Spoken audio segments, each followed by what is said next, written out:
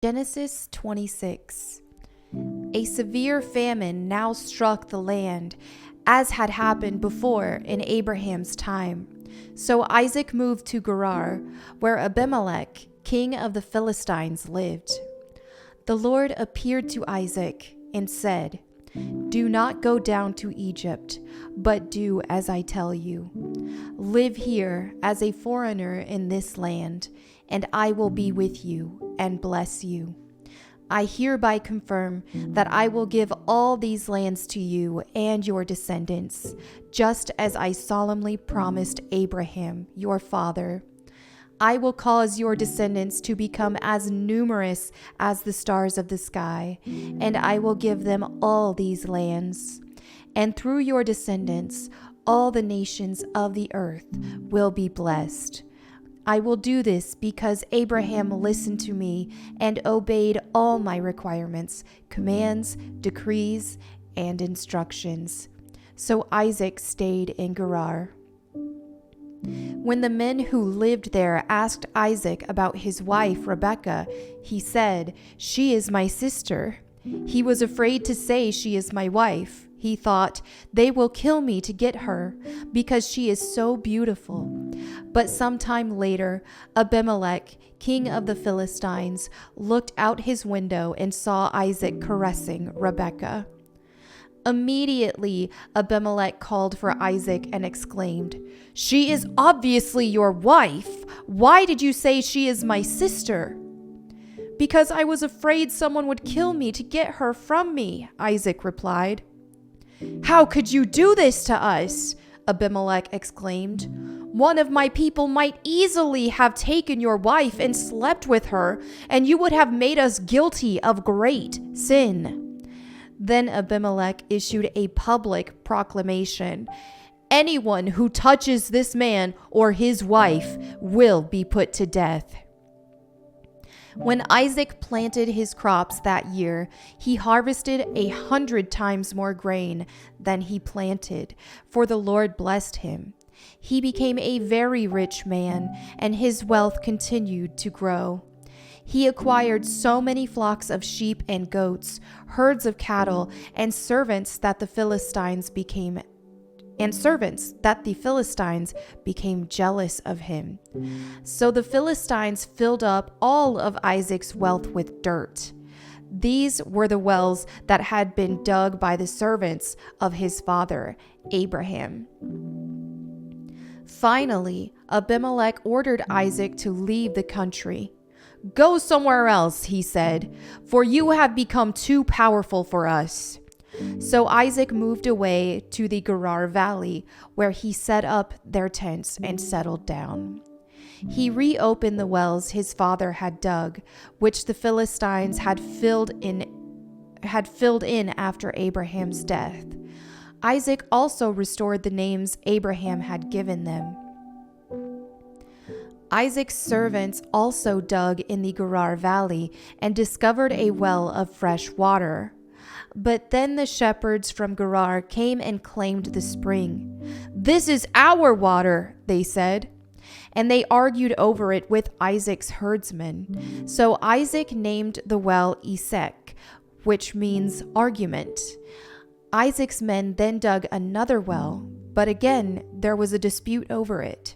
So Isaac named it Sitnah, which means hostility. Abandoning that one, Isaac moved on and dug another well. This time, there was no dispute over it, so Isaac named the place Rehoboth, which means open space. For he said, "At last the Lord has created enough space for us to prosper in this land." From there, Isaac moved to Beersheba, where the Lord appeared to him on the night of his arrival. "I am the God of your father Abraham," he said. "Do not be afraid, for I am with you and will bless you. I will multiply your descendants, and they will become a great nation. I will do this because of my promise to Abraham, my servant." Then Isaac built an altar there and worshipped the Lord. He set up his camp at that place, and his servants dug another well. One day, King Abimelech came from Gerar with his advisor, Ahuzath, and also Phicol, his army commander. "Why have you come here?" Isaac asked. "You obviously hate me, since you kicked me off your land." They replied, "We can plainly see that the Lord is with you, so we want to enter into a sworn treaty with you. Let's make a covenant. Swear that you will not harm us, just as we have never troubled you. We have always treated you well, and we sent you away from us in peace. And now look how the Lord has blessed you." So Isaac prepared a covenant feast to celebrate the treaty, and they ate and drank together. Early the next morning, they took a solemn oath not to interfere with each other. Then Isaac sent them home again, and they left him in peace. That very day, Isaac's servant came and told him about a new well they had dug. "We've found water!" they exclaimed. So Isaac named the well Sheba, which means oath. And to this day, the town that grew up there is called Beersheba, which means well of the oath. At the age of 40, Esau married 2 Hittite wives, Judith, the daughter of Beeri, and Basemath, the daughter of Elon. But Esau's wives made life miserable for Isaac and Rebekah. Genesis chapter 27. One day when Isaac was old and turning blind, he called for Esau, his older son, and said, "My son." "Yes, father," Esau replied. "I am an old man now," Isaac said, "and I don't know when I may die. Take your bow and quiver full of arrows, and go into the open country to hunt some wild game for me. Prepare my favorite dish, and bring it here for me to eat. Then I will pronounce the blessing that belongs to you, my firstborn son, before I die." But Rebekah overheard what Isaac had said to his son Esau. So when Esau left to hunt for the wild game, she said to her son Jacob, "Listen, I overheard your father say to Esau, 'Bring me some wild game and prepare me a delicious meal. Then I will bless you in the Lord's presence before I die.' Now, my son, listen to me. Do exactly as I tell you. Go out to the flocks and bring me 2 fine young goats. I'll use them to prepare your father's favorite dish. Then take the food to your father so he can eat it and bless you before he dies." "But look," Jacob replied to Rebekah, "my brother Esau is a hairy man, and my skin is smooth. What if my father touches me? He'll see that I'm trying to trick him, and then he'll curse me instead of blessing me." But his mother replied, "Then let the curse fall on me, my son. Just do what I tell you. Go out and get the goats for me." So Jacob went out and got the young goats for his mother. Rebekah took them and prepared a delicious meal, just the way Isaac liked it. Then she took Esau's favorite clothes, which were there in the house, and gave them to her younger son Jacob. She covered his arms and the smooth part of his neck with the skin of the young goats. Then she gave Jacob the delicious meal, including freshly baked bread. So Jacob took the food to his father. "My father," he said. "Yes, my son," Isaac answered. "Who are you, Esau or Jacob?" Jacob replied, "It's Esau, your firstborn son. I've done as you told me. Here is the wild game. Now sit up and eat it so you can give me your blessing." Isaac asked, "How did you find it so quickly, my son?" "The Lord your God put it in my path," Jacob replied. Then Isaac said to Jacob, "Come closer so I can touch you and make sure that you really are Esau." So Jacob went closer to his father, and Isaac touched him. "The voice is Jacob's, but the hands are Esau's," Isaac said. But he did not recognize Jacob because Jacob's hands felt hairy just like Esau's. So Isaac prepared to bless Jacob. "But are you really my son Esau?" he asked. "Yes, I am," Jacob replied. Then Isaac said, "Now, my son, bring me the wild game. Let me eat it, and then I will give you my blessing." So Jacob took the food to his father, and Isaac ate it. He also drank the wine that Jacob served him. Then Isaac said to Jacob, "Please, come a little closer and kiss me, my son." So Jacob went over and kissed him, and when Isaac caught the smell of his clothes, he was finally convinced, and he blessed his son. He said, "Ah, the smell of my son is like the smell of the outdoors, which the Lord has blessed." From the dew of heaven and the richness of the earth, may God always give you abundant harvest of grain and bountiful new wine. May many nations become your servants, and may they bow down to you. May you be the master over your brothers, and may your mother's sons bow down to you. All who curse you will be cursed, and all who bless you will be blessed. As soon as Isaac had finished blessing Jacob, and almost before Jacob had left his father, Esau returned from his hunt. Esau prepared a delicious meal and brought it to his father. Then he said, "Sit up, my father, and eat my wild game, so you can give me your blessing." But Isaac asked him, "Who are you?"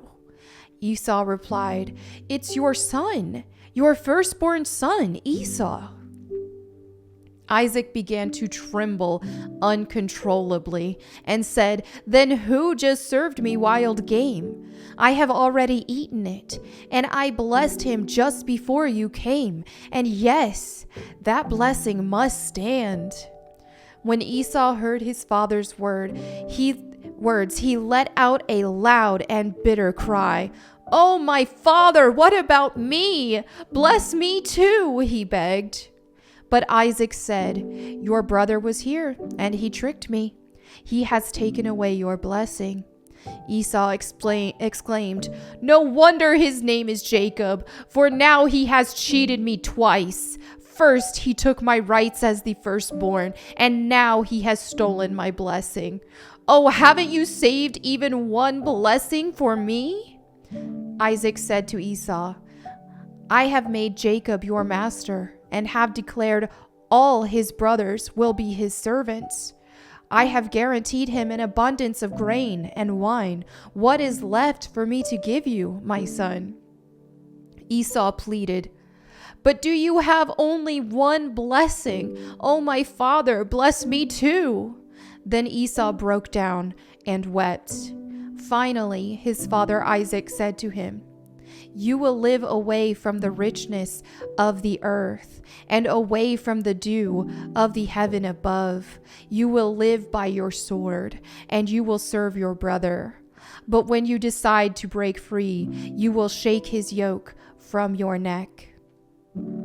From that time on, Esau hated Jacob because their father had given Jacob the blessing.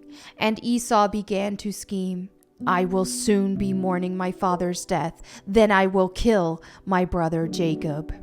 But Rebekah heard about Esau's plans, so she sent for Jacob and told him, "Listen, Esau is consoling himself by plotting to kill you. So listen carefully, my son. Get ready and flee to my brother Laban in Haran. Stay there with him until your brother cools off. When he calms down and forgets what you have done to him, I will send for you to come back. Why should I lose both of you in one day?" Then Rebekah said to Isaac, "I'm sick and tired of these local Hittite women. I would rather die than see Jacob marry one of them." Genesis chapter 28. So Isaac called for Jacob and blessed him and said, "You must not marry any of these Canaanite women. Instead, go at once to Paddan Aram, to the house of your grandfather Bethuel, and marry one of your uncle Laban's daughters.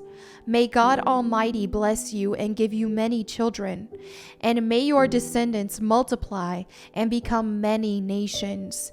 May God pass on to you and your descendants the blessings he promised to Abraham. May you own this land where you are now living as a foreigner, for God gave this land to Abraham." So Isaac sent Jacob away, and he went to Paddan Aram to stay with his uncle Laban, his mother's brother, the son of Bethuel the Aramean. Esau knew that his father Isaac had blessed Jacob and sent him to Paddan Aram to find a wife, and that he had warned Jacob, "You must not marry a Canaanite woman." He also knew that Jacob had obeyed his parents and gone to Paddan Aram. It was now very clear to Esau that his father did not like the local Canaanite women. So Esau visited his uncle Ishmael's family and married one of Ishmael's daughters, in addition to the wives he already had. His new wife's name was Mahalath. She was the sister of Nebaioth and the daughter of Ishmael, Abraham's son. Meanwhile, Jacob left Beersheba and traveled toward Haran. At sundown, he arrived at a good place to set up camp and stopped there for the night. Jacob found a stone to rest his head against and lay down to sleep. As he slept, he dreamed of a stairway that reached from the earth up to heaven, and he saw the angels of God going up and down the stairway. At the top of the stairway stood the Lord, and he said, "I am the Lord, the God of your grandfather Abraham, and the God of your father Isaac. The ground you are lying on belongs to you. I am giving it to you and your descendants. Your descendants will be as numerous as the dust of the earth. They will spread out in all directions, to the west and to the east, to the north and the south, and all the families of the earth will be blessed through you and your descendants. What's more, I am with you, and I will protect you wherever you go. One day I will bring you back to this land. I will not leave you until I have finished giving you everything I have promised you." Then Jacob awoke from his sleep and said, "Surely the Lord is in this place, and I wasn't even aware of it." But he was also afraid and said, "What an awesome place this is! It is none other than the house of God, the very gateway to heaven." The next morning, Jacob got up very early. He took the stone he had rested his head against, and he set it upright as a memorial pillar. Then he poured olive oil over it. He named that place Bethel, which means house of God, although it was previously called Luz. Then Jacob made this vow: "If God will indeed be with me and protect me on this journey, if he will provide me with food and clothing, and if I return safely to my father's home, then the Lord will certainly be my God. And this memorial pillar I have set up will become a place for worshiping God, and I will present to God a tenth of everything he gives me." Genesis 29. Then Jacob hurried on, finally arriving in the land of the east. He saw a well in the distance.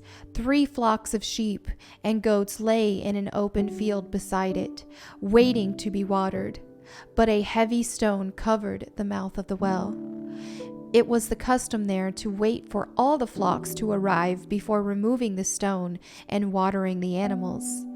Afterward, the stone would be placed over the mouth of the well. Jacob went over to the shepherds and asked, "Where are you from, my friends?" "We are from Haran," they answered. "Do you know a man there named Laban, the grandson of Nahor?" he asked. "Yes, we do," they replied. "Is he doing well?" Jacob asked. "Yes, he's very well," they answered. "Look, here comes his daughter Rachel with the flock now." Jacob said, "Look, it's still broad daylight, too early to round up the animals. Why don't you water the sheep and goats so they can get back out to pasture?" "We can't water the animals until all the flocks have arrived," they replied. Then the shepherds move the stone from the mouth of the well, and we water all the sheep and goats. Jacob was still talking with them when Rachel arrived with her father's flock, for she was a shepherd. And because Rachel was his cousin, the daughter of Laban, his mother's brother, and because the sheep and goats belonged to his uncle Laban, Jacob went over to the well and moved the stone from its mouth and watered his uncle's flock. Then Jacob kissed Rachel and wept aloud. He explained to Rachel that he was her cousin on her father's side, the son of her aunt Rebekah. So Rachel quickly ran and told her father Laban. As soon as Laban heard that his nephew Jacob had arrived, he ran out to meet him. He embraced and kissed him and brought him home. When Jacob had told him his story, Laban exclaimed, "You really are my own flesh and blood." After Jacob had stayed with Laban for about a month, Laban said to him, "You shouldn't work for me without pay just because we are relatives. Tell me how much your wages should be." Now Laban had 2 daughters. The older daughter was named Leah, and the younger was Rachel. There was no sparkle in Leah's eyes, but Rachel had a beautiful figure and lovely face. Since Jacob was in love with Rachel, he told her father, "I'll work for you 7 years if you'll give me Rachel, your younger daughter, as my wife." "Agreed," Laban replied. "I'd rather give her to you than anyone else. Stay and work with me." So Jacob worked 7 years to pay for Rachel, but his love for her was so strong that it seemed to him but a few days. Finally, the time came for him to marry her. "I have fulfilled my agreement," Jacob said to Laban. "Now give me my wife so I can sleep with her." So Laban invited everyone in the neighborhood and prepared a wedding feast. But that night, when it was dark, Laban took Leah to Jacob, and he slept with her. Laban had given Leah a servant, Zilpah, to be her maid. But when Jacob woke up in the morning, it was Leah. "What have you done to me?" Jacob raged at Laban. "I worked 7 years for Rachel. Why have you tricked me?" "It's not our custom here to marry off a younger daughter ahead of the firstborn," Laban replied. "But wait until the bridal week is over. Then we'll give you Rachel too, provided you promise to work another 7 years for me." So Jacob agreed to work 7 more years. A week after Jacob had married Leah, Laban gave him Rachel too. Laban gave Rachel a servant, Bilhah, to be her maid. So Jacob slept with Rachel too, and he loved her much more than Leah. He then stayed and worked for Laban the additional 7 years. When the Lord saw that Leah was unloved, he enabled her to have children. But Rachel could not conceive. So Leah became pregnant and gave birth to a son. She named him Reuben, for she said, "The Lord has noticed my misery, and now my husband will love me." She soon became pregnant again and gave birth to another son. She named him Simeon, for she said, "The Lord heard that I was unloved and has given me another son." Then she became pregnant a 3rd time and gave birth to another son. He was named Levi, for she said, "Surely this time my husband will feel affection for me, since I have given him 3 sons." Once again, Leah became pregnant and gave birth to another son. She named him Judah, for she said, "Now I will praise the Lord." and then she stopped having children. Genesis chapter 30. When Rachel saw that she wasn't having any children for Jacob, she became jealous of her sister. She pleaded with Jacob, "Give me children or I'll die." Then Jacob became furious with Rachel. "Am I God?" he asked. "He's the one who has kept you from having children." Then Rachel told him, "Take my maid Bilhah and sleep with her. She will bear children for me, and through her I can have a family too." So Rachel gave her servant Bilhah to Jacob as a wife, and he slept with her. Bilhah became pregnant and presented him with a son. Rachel named him Dan, for she said, "God has vindicated me. He has heard my request and given me a son." Then Bilhah became pregnant again and gave Jacob a second son. Rachel named him Naphtali, for she said, "I have struggled hard with my sister, and I'm winning." Meanwhile, Leah realized that she wasn't getting pregnant anymore, and she took her servant Zilpah and gave her to Jacob as a wife. Soon Zilpah presented with him a son. Leah named him Gad, for she said, "How fortunate I am." Then Zilpah gave Jacob a second son, and Leah named him Asher, for she said, "What joy is mine! Now the other women will celebrate with me." One day during the wheat harvest, Reuben found some mandrakes growing in a field and brought them to his mother, Leah. Rachel begged Leah, "Please give me some of your son's mandrakes." But Leah angrily replied, "Wasn't it enough that you stole my husband? Now you steal my son's mandrakes too?" Rachel answered, "I will let Jacob sleep with you tonight if you give me some of the mandrakes." So that evening, as Jacob was coming home from the fields, Leah went out to meet him. "You must come and sleep with me tonight," she said. "I have paid for you with some mandrakes that my son found." So that night he slept with Leah, and God answered Leah's prayers. She became pregnant again and gave birth to a fifth son for Jacob. She named him Issachar, for she said, "God has rewarded me for giving my servant to my husband as a wife." Then Leah became pregnant again and gave birth to a sixth son for Jacob.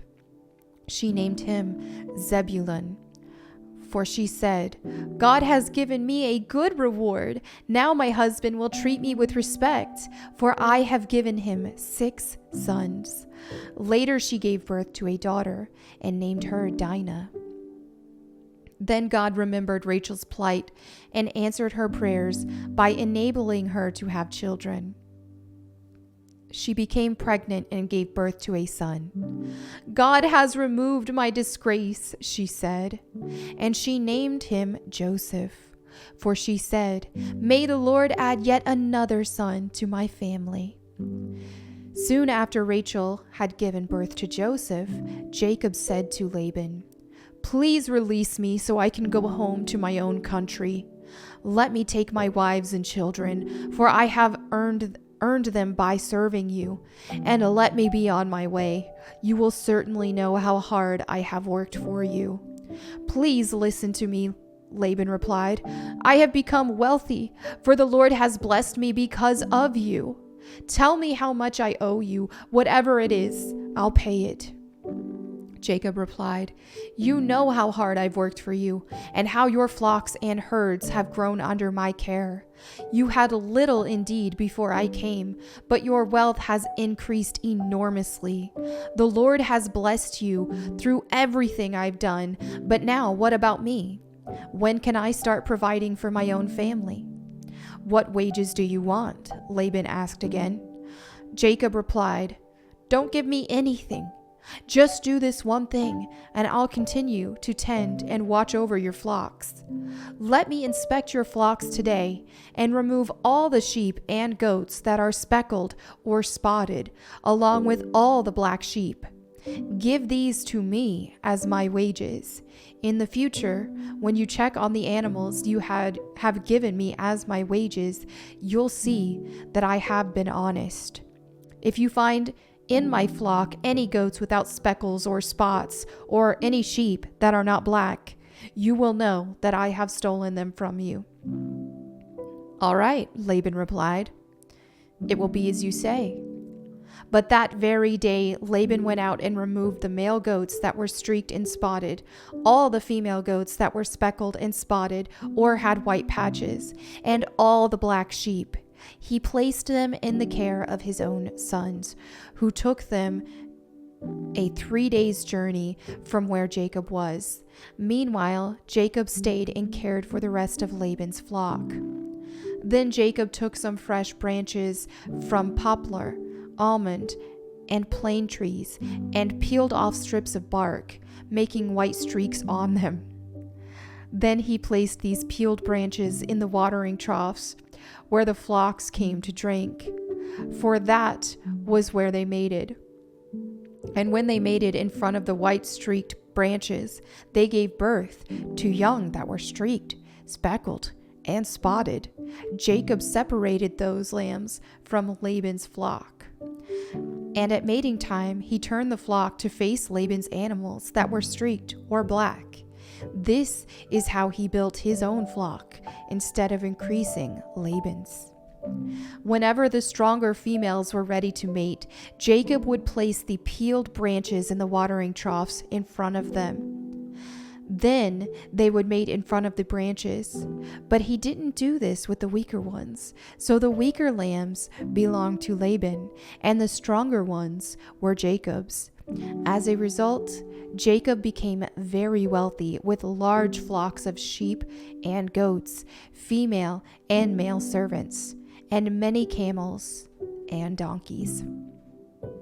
And there you have it for today's Bible reading. Thank you so much for fellowshipping with me. I will see you next time.